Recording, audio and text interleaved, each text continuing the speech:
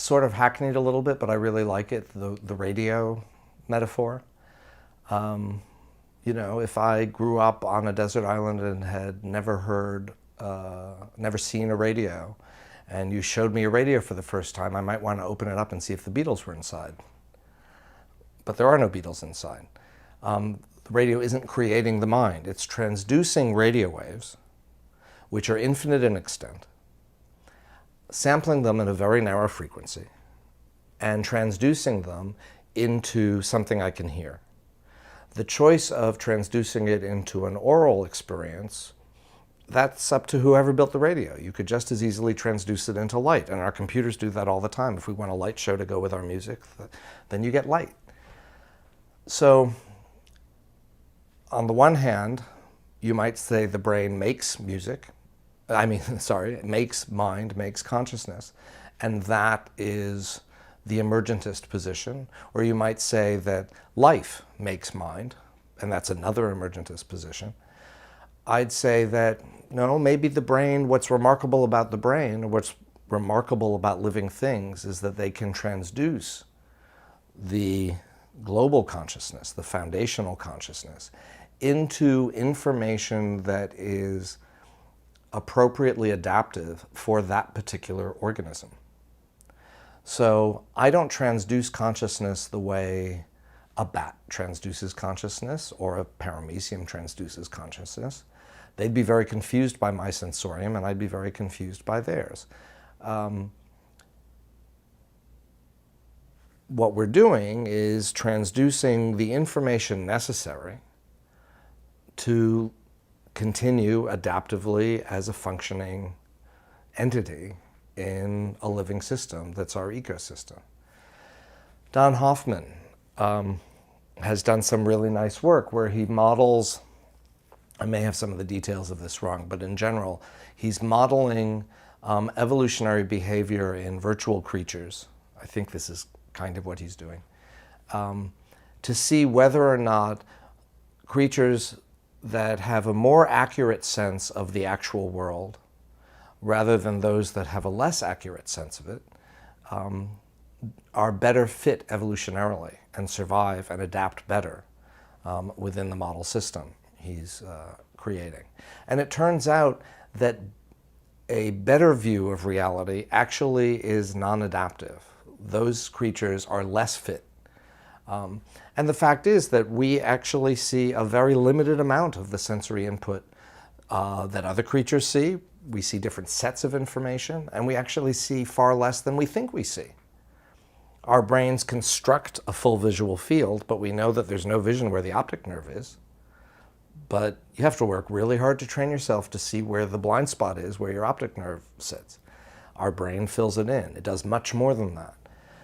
So I find that the people who argue, well, our brains are giving us a true sense of the world, that's because our brains and our create minds that can do this, they're sort of gliding past the fact that our brains, if that is the case, are creating an extremely limited view.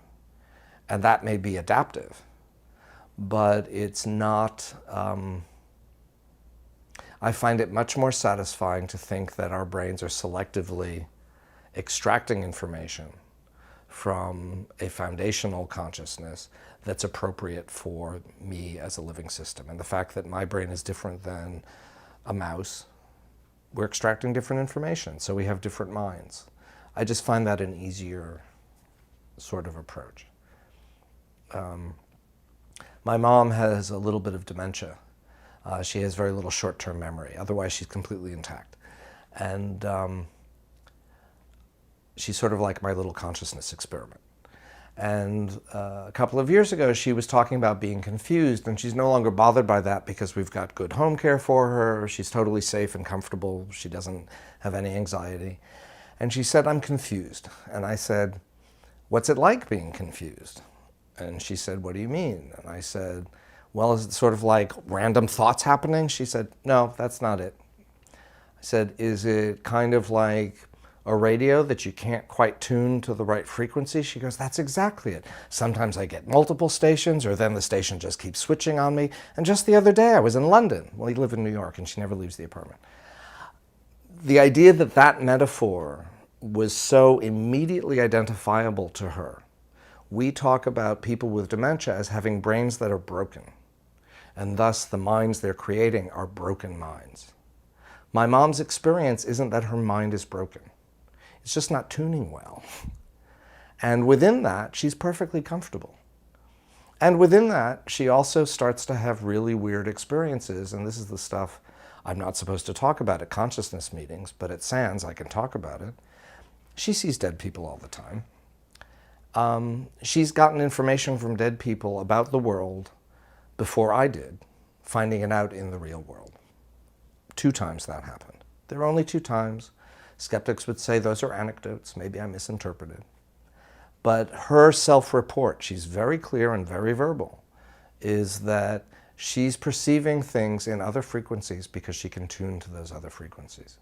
I think that's evidence. I think that's data about the nature of mind. When you talk to someone like Dean Radin, who has this vast, or Julia Mossbridge, vast amount of data for psi-type things like precognition, viewing at a distance, the paradigm that the brain creates mind closes down our ability to look at that as data that should inform our hypothesizing. I'm much happier saying, hey, look at all this data. Can we create a hypothesis that incorporates all this? Particularly when the data is so robust and so good. So this view also, I think, I'm happier both as a pathologist and as a scientist with theories that can allow for creativity and flexibility of response. And those that lead to having to reject parts of the world as not being seen because otherwise the hypothesis is challenged. I find that to be not scientific and not fun.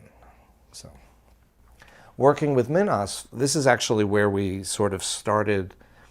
When we started working together, it was just him teaching me the way he sees things and me teaching him how I see things.